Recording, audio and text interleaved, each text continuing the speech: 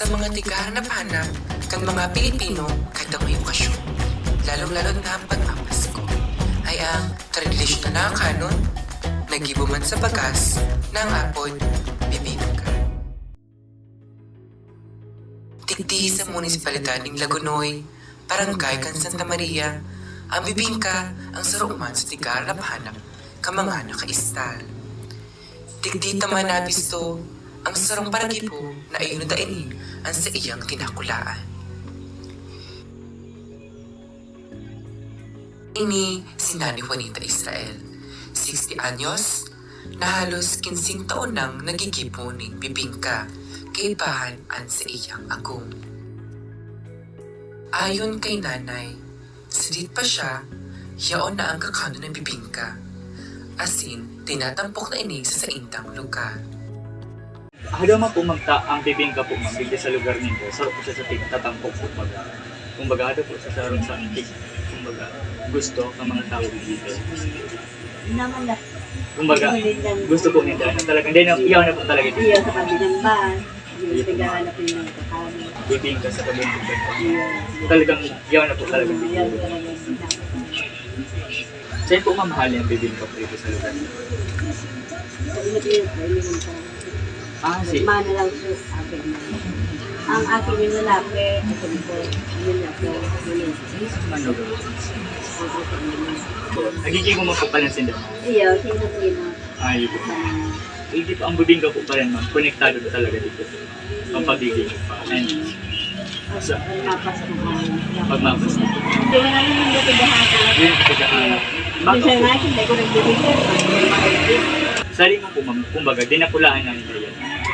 Kaya tigahanap talaga. Yung mga ano nila. Natigahanap.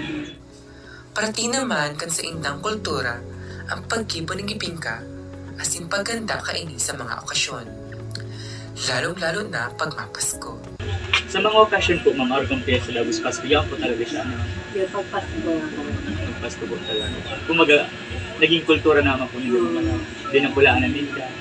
Pinamanan naman po araw po yun sa inyo. Ayun po ma'am. Halos, urual daw, tigilibot daw ni Lola ang kakanon dangang permiining na uubos. Pinahiling man ni nanay ang paggibo ng bibingka. Saro sa mga importanteng sangkap ay ang linutong bagas na pinabad sa tubig para maglumoy. Pagkatapos, inarayon naman ang ibang sangkap. Konektado na daw talaga ang bibingka sa lugar ninda asin saro ini sa perming tigahanap-hanap kan mga tao. Ngunya na maabot na simbang gabi, nag-aabang si Lola para magtinda sa may saindang simbahan.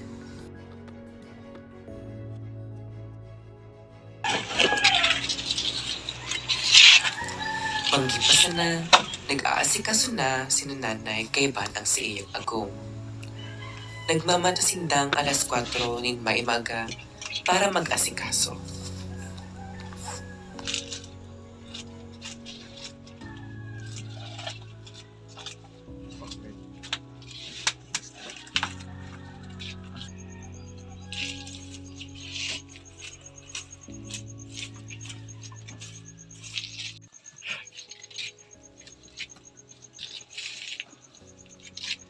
Parang dahil lipat todo. Araw po palang kayo mamanan, nga nilili po maglipot tulo sa na. Biglang sila aga. Hindi po. Stick ano nga.